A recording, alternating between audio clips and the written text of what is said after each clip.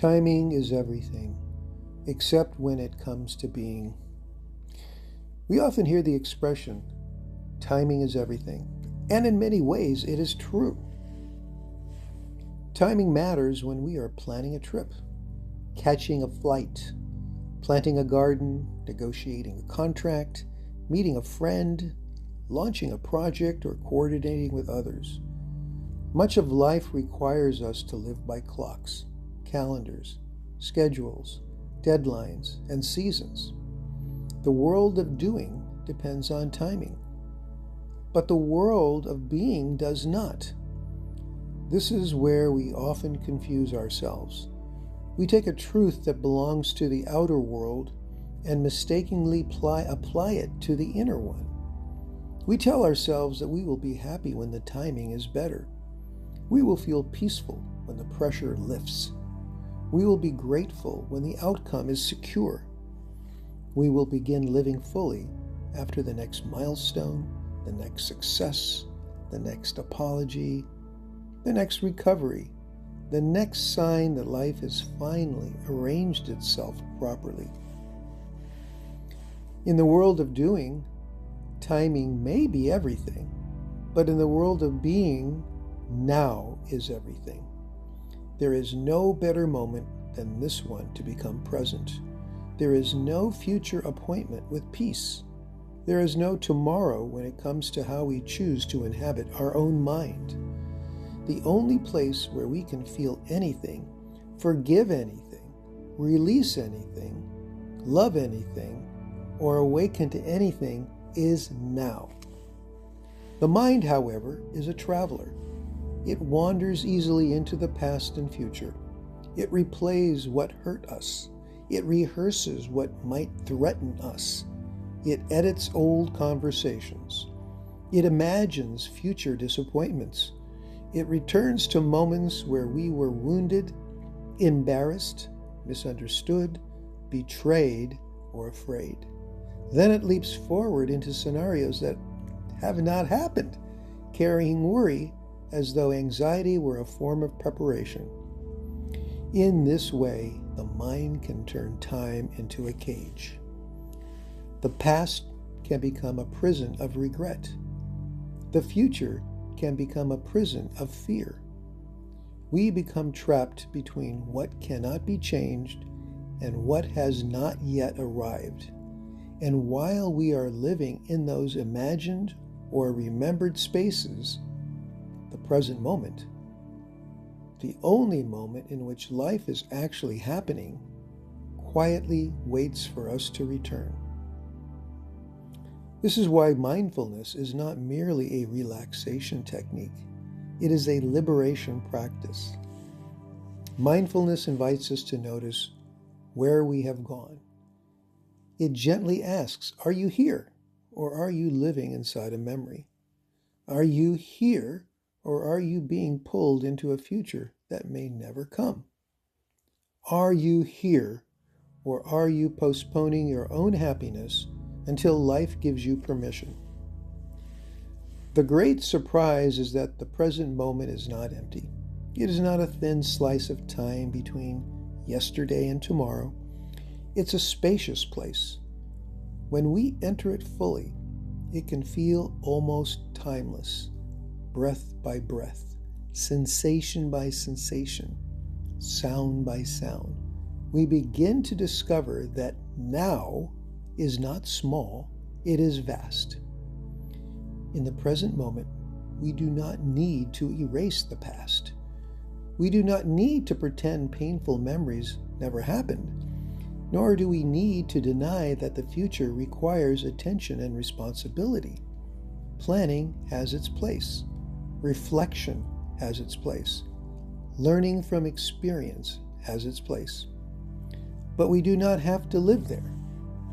We can visit the past for wisdom without moving back into it. We can look towards the future for direction without surrendering our peace to it. We can remember without being imprisoned. We can prepare without being consumed. That distinction matters. Much of human suffering comes not from time itself, but from our attachment to the wrong time. We suffer when we believe we cannot be whole because something in the past broke us. We suffer when we believe we cannot be peaceful because something in the future remains uncertain.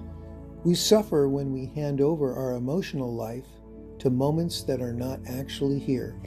And yet, the present moment asks nothing complicated of us.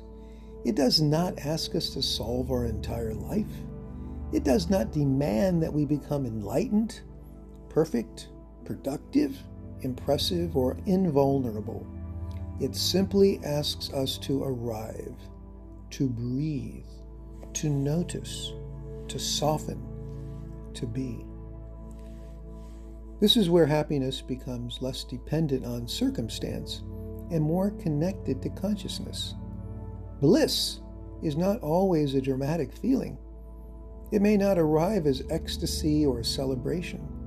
Sometimes bliss is quiet.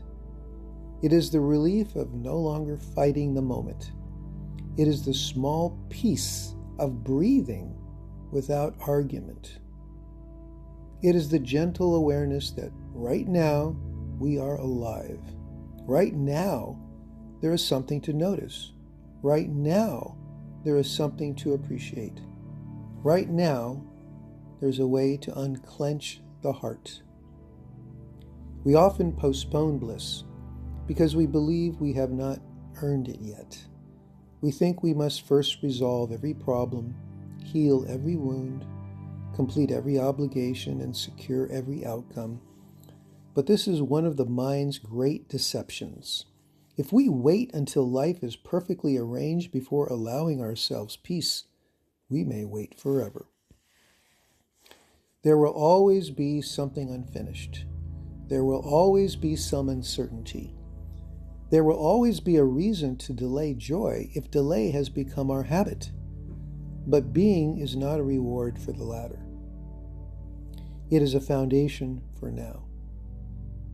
The present moment is the only doorway through which happiness can enter, not yesterday, not someday, not after everything makes sense, now.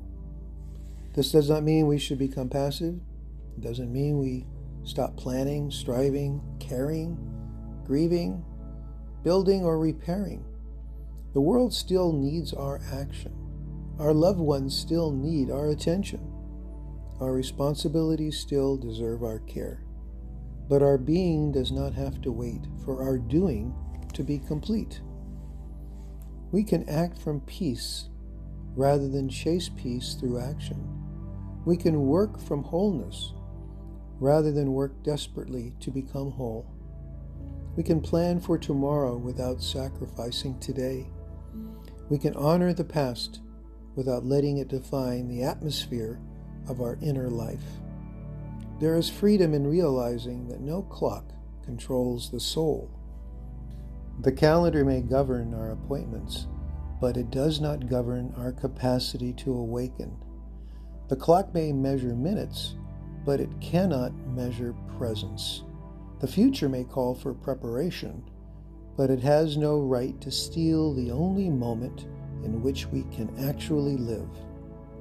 Timing may be everything when we are trying to coordinate the outer world, but when it comes to being, timing is nothing.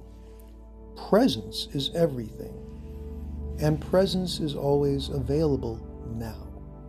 There is no better time to be grateful, no better time to forgive yourself, no better time to breathe deeply, no better time to release what no longer serves you, no better time to remember that you are more than your regrets and more than your worries.